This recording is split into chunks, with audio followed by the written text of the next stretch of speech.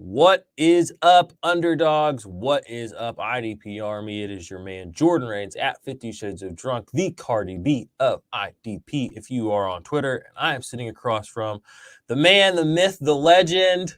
The beard is gone. The stash is here. How's it going, Dave? Doing great, man. Just excited to be here again. Back where I belong, on top of you in the rankings. I think I'm up 3-2 now, right? Is that where we're at? This Whatever it guy, was. every time he goes up, he's got to talk about it. I swear. Yeah, I think you're Yeah, up one on me I mean now, that's the but point of the show, right? I mean, and I it is, expect it you, is. if the day ever comes where you pass me up, I expect you to rub it in my face just as much. Oh, dude, he who laughs last laughs best. All right, let's put it that way. So we'll get you guys through this cool ass intro, and then we will talk about our top end rankings going into the underdog slate this week. Talk a little bit about the news, do a draft, and get you out of here. So let's get it popping.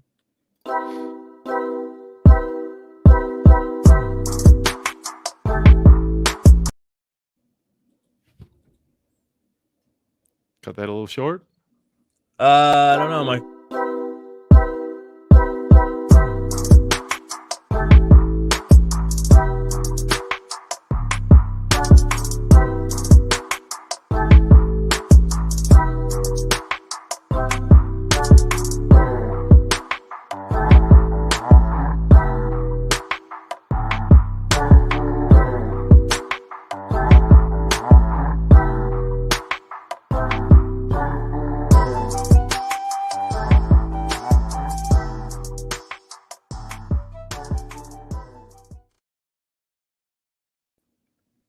Are we back?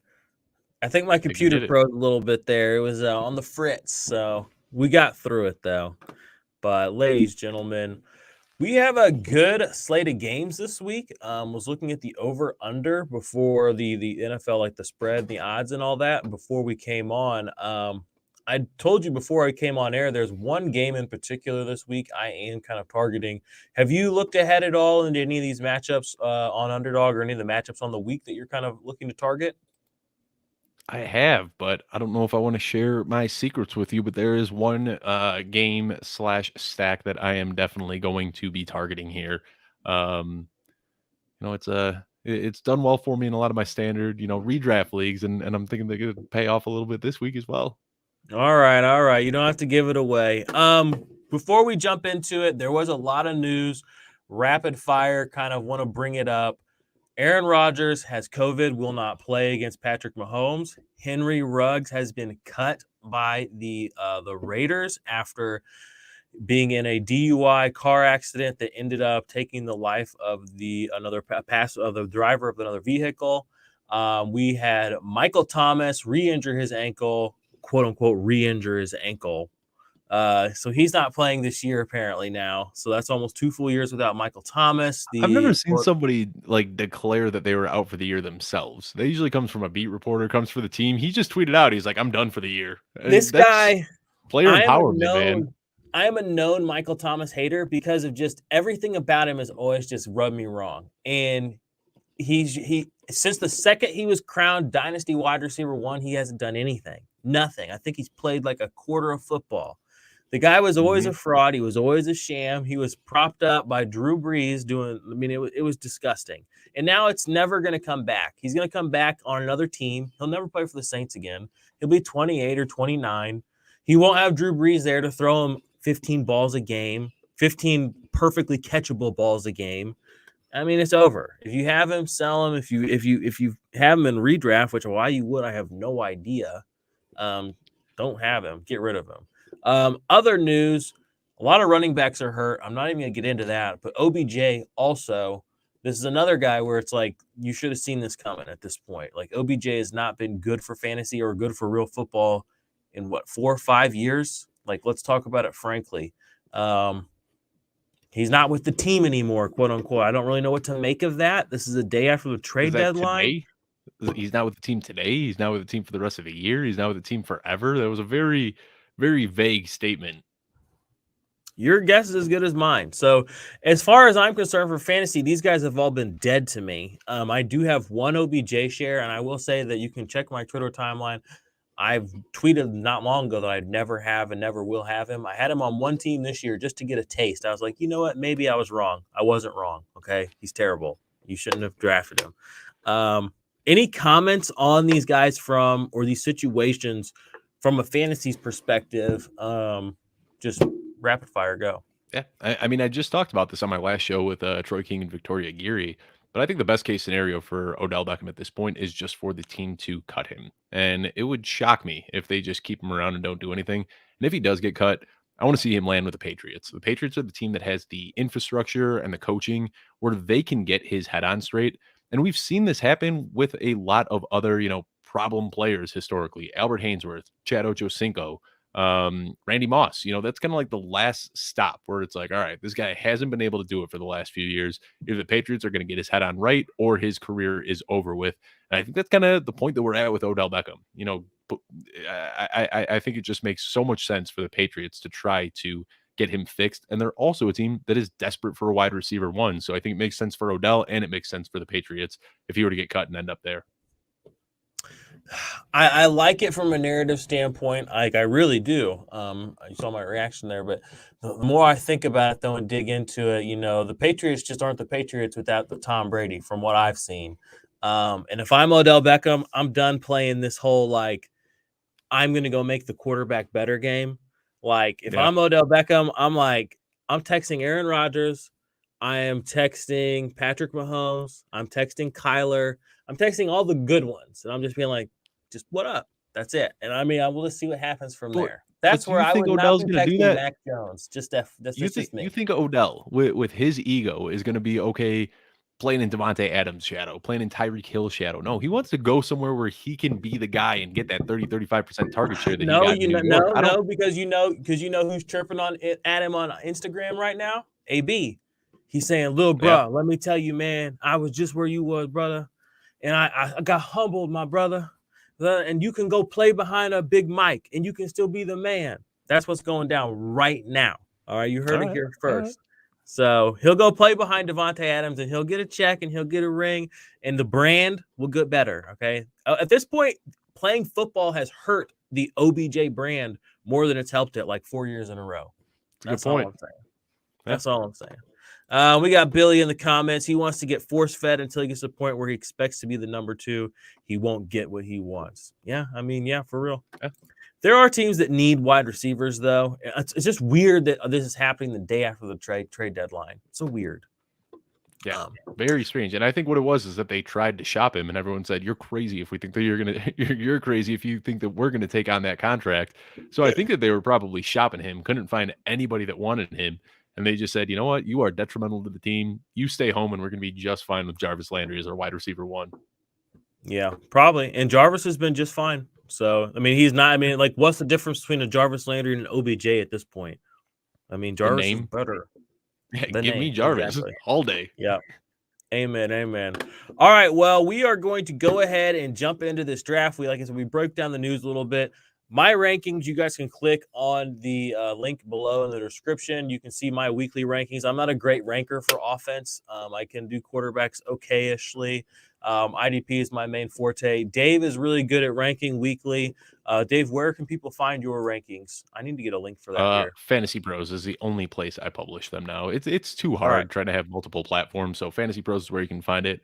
And it's kind of funny. We joke about this all the time that my Achilles heel has been quarterbacks, and then this week I crushed my quarterback rankings and kind of slipped everywhere else. So yeah, man, gotta find that balance because last week I said, I'm going all in on quarterbacks and making sure I get these right. I got that right, and then I slipped with my running backs and wide receivers.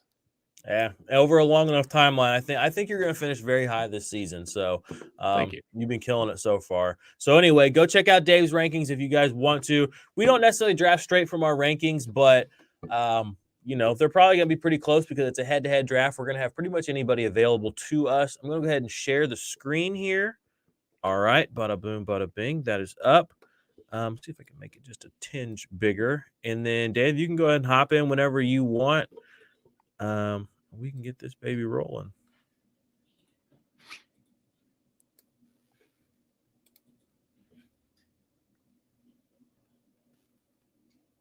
There she is. Oh, got the 101 again. Nice. All right. We got If no you guys big have dog been, though. he gone. He gone. Yeah. Who Ah. is the new 101? It's interesting. I mean, you're looking at this here. It's Austin Eckler by their estimation, just a little by Kamara, eking him out. Are you going to go Tyreek Hill or are you going to stick with Aaron Jones? I know you've been a big Aaron Jones RB1 guy with Aaron Rodgers being out. How do you feel? I love it. I think that he's going to get even more work than he normally does, and you know me well. You know that I'm taking Aaron Jones number one. I think that like his ceiling is higher than anybody else in the league. This guy can score from anywhere on the field. I think with no Devontae Adams, no Aaron Rodgers, the offense is going to run through him. I expect to see something similar to what we saw last week, where AJ Dillon, gets in there for 15 carries or so. But at the end of the day, Aaron Jones is getting the goal line work. Aaron Jones is getting the passing down work. He's got a 45, 50-point ceiling this week. The scary thing is he's also got a very low floor, but I think that floor comes up a little bit because of the injuries and absences of everyone else around him. So Aaron Jones is my RB1 this week. I like it. I like it. Like I think they'll have to rely on the run. So it's probably going to be a good week for he and for Dylan. I'm going to go ahead and take the chalk. I'm going to take Austin Eckler, who's just been crushing it pretty much week in and week out.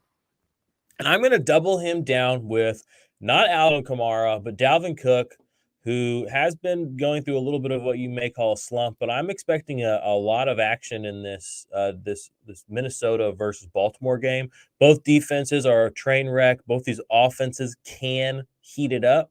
I'm expecting big things, so I'm getting that running back. Where are you headed? Going right back to the well with the stack that won it for me last week. I was hoping that I can get an elite running back one and that these two guys would drop to me at 2 and 3. Last week's QB1, Stephon Diggs had a bounce back week as well. So I'm going to stack up Josh Allen and Stephon Diggs for the second consecutive Ooh, week.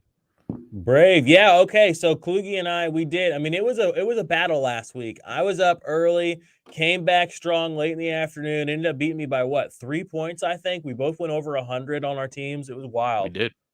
It was Josh Allen at the very end, man. Josh Allen looked awful heading into the fourth quarter and then just went like boom, just blew it up. Yeah. I'm gonna go ahead and take Lamar Jackson.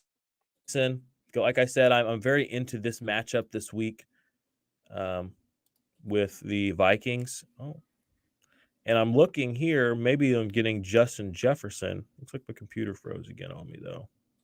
Uh-oh. Who are they going to give me? All right. I don't think I have the ability to pause this. Are you completely frozen up here? I hope not. You're still streaming. It gave you Tyreek Hill. Can't feel too bad All about right, that, I'll right? take it. I'll take it. Am I back now? Is it working now? You are, yes. Now I'm Okay. gonna take So of course, as this soon guy's as my pick goes through, this guy's been disappointing the last few weeks, but you know what? No, I don't even want to do that. I'm changing my mind last second here. you looking Give at Kelsey? me Alvin Kamara against Atlanta with no Jameis Winston. I understand that you can talk about his ceiling getting pushed down a little bit with Taysom Hill there taking some of the rushing work at the goal line, but I think the offense runs through him. He's going to be just fine. And then I'm torn between Jamar Chase and Debo Samuel here. I don't know who I'm picking at this point. I Is the really Debo like both Samuel of them. injury concern you at all? It does not. It's I don't out think that's anything Wednesday. long lasting. But I'm going to go just off of the matchups. Jamar Chase, he's going up against Cleveland. Cleveland's got a very good defense. So, Debo Samuel is the offense for the 49ers. I think that he's going to have another huge week. All right, all right. It's pretending like it's going to let me draft Zeke, so I tried to, but I'm not going to do that. I'm going to take Justin Jefferson. Like I said, I'm very bullish on this game in particular, and it's wild, but here we are. Travis Kelce. I saw him fall very late in the tournament that they do every week on the early. I did a couple of drafts earlier today. So Travis Kelce and Patrick Mahomes, people are down on them. This is a good week to get them. I'm going to be getting Travis Kelce here very late in this draft. With my second to last pick, it looks like, which is very unusual. And I'll And you know take it. what? That's who when I said this guy's been trending down for the last couple of weeks. I was My talking about last Travis pick. Kelce, and then my gut told me don't go with Kelce because he has not looked like himself. The Chiefs offense hasn't looked like itself. He's looking a little older. So I knew that you'd be taking Kelce, and I was totally okay with a healthy Darren Waller coming back. this week. If he drops me with my last overall pick, that's it. Darren Waller. I'm fine taking Darren Waller with my last pick. You tricked me. You tricked me into taking him. All right. Well, I'll read back my team for everybody listening to the podcast. I have Lamar Jackson. Stacking that game, I went with Dalvin Cook and Justin Jefferson at running back, wide receiver. And then I got Austin Eckler and Tyreek Hill getting two other, really great premium players. And I got Travis Kelce, even though he is going through a slump. And yeah, you're 100% right. The Chiefs' offense something's wrong with it. It doesn't work like it used to. The completions, the kind of the crazy completions are coming back down to the more reality. I feel like it's crazy. Tyreek's getting more targets than he's ever gotten in his career, but he's getting fewer yards. So I just think that the lack of a running game is really starting to make it tough for this team to do what it needs to do to hum. So, how about Gore last week, though? All that being last week? What? The kid looked awesome last week. Derek Gore? Oh, yeah, Derek Gore. Yeah, I know it was a big joke on Twitter, but I thought it literally, I was like, Gore. I was like, did I miss something? Did Frank Gore sign with the Chiefs? I know a lot of people have said that, but that was a very common sentiment because, it came out of nowhere. I was like, who is that? I've never heard of him. And I watched every Chiefs game for fucking forever. Like, yeah, I think he's bounced around in a few different practice squads. I've seen him play before, but yeah, I was surprised to see him get as much leash as he did last week. And then we go out and we barely get out of our own stadium against the New York Giants. Like, my goodness. And the banged up New York Giants. This isn't even the Giants. No There's Saquon. A banged up Giants. That we was rough, barely got out of our own stadium with a W. Shit's going south real fast. I don't know. I think that they've actually, the Chiefs have a pretty tough schedule through the rest of the season, but I think they're going to do just enough to sneak in as the wild card or the sixth seed, something like that. And then I think that once Patrick Mahomes is in the playoffs, he's just going to do what Patrick Mahomes does and just wins on his own. I'm a Chiefs fan, and I'm telling you that shit ain't happening. I think there's a better chance that the Steelers. There's a better chance the Steelers go to the Super Bowl this year. I think, for real. No. Dude, he should have thrown like 3 more interceptions in that game. He basically looks like Jameis Winston a few years ago, which I love Jameis Winston. So that's not like a dog, like a bad thing. Yeah. When Giants fans were getting all upset because of the interception that was pulled back on a penalty, and it was clear as day that somebody jumped. Like, Patrick Mahomes knew he had a free play there, and that's why he whipped the ball into triple coverage. But but he did throw another. He did almost throw another one that had nothing to do with anything but him being ignorant. So, yep.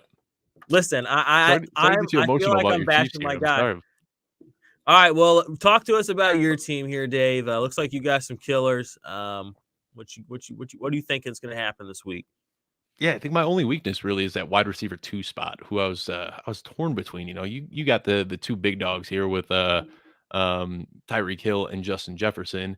Stephon Diggs is obviously up there as an elite one as well. And I'm not too crazy about Debo, if I'm being honest, but it was, torn between him and Jamar Chase. And like I said, I just think that when you're looking at the matchups, Arizona's got a great defense, but I'm just a little bit more worried about Jamar Chase going up against Cleveland.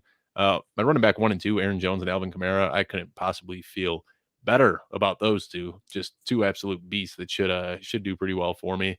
And then the Stephon Diggs, Josh Allen stack has not led me wrong so far. And then, like I said earlier, I almost took Travis Kelce, but I figured, you know what? I'm just going to wait until the very last pick, knowing I can get Darren Waller. And looking at it in hindsight, what I would have been doing was taking Travis Kelce and Alvin Kamara, and instead I got Alvin Kamara and Darren Waller. So it still worked out to me. I'm pretty happy with the way that turned out. Yeah. Quickly from a fantasy perspective, I think we're not talking enough about, not that Ruggs was getting a lot of targets, but now it's just, it just funnels down the way where the distribution of passes can go even more. So yep. Bryan Edwards, who's been interesting at times this year, could be looking good. Darren Waller has been kind of meh lately, but again, we're looking at a situation where there's not much left. So that's definitely evolving into something. All right, Underdogs. I think we're due for a Waller bounce back game. He's just too talented not to do it. Like week 1, it was like, wow, Darren Waller is the overall tight end 1. My man saw 19 targets or something like that. then it's been downhill ever since. But the dude is just so talented. He's got to have a bounce back game at some point. Yeah, he will. And again, it's inevitable. Josh Jacobs again was injured as well, so there's only so much offense to go around. And when you have one of the objectively best players in the NFL as your starting tight end, and it shouldn't take this much happening around him for him to just get these kind of targets and production, but it's coming, like you said. It's usually head-to-head for us. I'm excited to see who wins this one. Obviously, it's going to be me. But next week, we may bring some more people in. We may start adding, maybe do a private 4-team or 6-team draft. So if you are interested in that, click the link below. Make sure you are signed up for Underdog. There's a $100 deposit match bonus right now for first-time depositors, which is literally the best thing that they do. If you do that, well, maybe we'll post it out on our Twitter or something right before we go live next week. We'll throw it into our Underdog. We have a little group chat on Twitter that we talk with some other guys to do Underdog as well. So maybe we'll get some other guys in there and we can break down their teams, their strategies, give people a tiny sliver more of content. We got to do that. If not next week, sometime in the near future, we got to do like a 6-man draft where we all go out and exactly. You and I And run then the we show, can but we'll have all 6 people drafted in there. And then that would be fun to talk about, like I don't know if you're really on Twitter or not on Sunday, but I'm on a little bit, especially later on in the afternoon. So maybe we could get some competitive shit talking going, or we could see people tilting and know that it's a little bit more personal. That's the fun of fantasy. Exactly. So I literally looked at, quickly. On Sunday, like I was beating you most of the day. So I was like looking at my phone, like, all right, yeah, I'm beating Kluge, whatever. No big deal. I was like, just another day at the office, you know how I am. And then I look at my phone and I'm down. And I already knew that all my players had played. And so I looked at my phone, I looked up to the sky. Now you probably heard me out in Colorado. I said, Kluge. Yeah, that win came out of nowhere, man. Like I said, I think Josh Allen literally had like 5 points going into the fourth quarter and then finishes the overall QB1. He is. If we're ranking quarterbacks right now in the NFL, flat out one. He's number one. Patrick Mahomes is maybe like 2 or 3 right now. Justin Fields disrespect. Did you watch Justin Fields play last week? Oh, shut your mouth, Justin Fields disrespect. He did though. That dude, that pass he threw to the tight end. That was one of the best passes I've ever seen. Rolling out full speed to his left, throwing the ball across his body. That took my breath away. That was a play. And then 20 minutes later, he had that rushing on 4th and 1 where he just ripped through the entire. That was a play. He looked like a football player. He looked like a football player this last Sunday. When he threw that pass, I'm not even shitting you. I remember watching it. I was like, oh my God. I watched that game, and if you told me that was just Deshaun Watson in a Justin Fields jersey out there playing, I'd have believed you. Like that looked like a Deshaun Watson in his. You guys just need to. You guys need a few more playmakers on your defense. Your defense is a little bit stagnant right now. No shade. And you need a little bit more life from your wide receiver core. No shade at Allen Robinson either. 150 targets. That's great. I want to see a guy that can do something on 110 targets. Let's get him a real dog, a Kadarius Toney type. There you go. So, all right, Underdogs. Like I said, next week we will probably maybe do more people. So if you want to be one of those people, click on the link below. Also, make sure you subscribe to our podcast, The Underdogs. It has its own little feed. There's a link down below for that as well. I guess we'll be back next week. And until then, any last words, Dave? No, just looking forward to going up 2 games on you this weekend. All right, that's enough of that. Goodbye.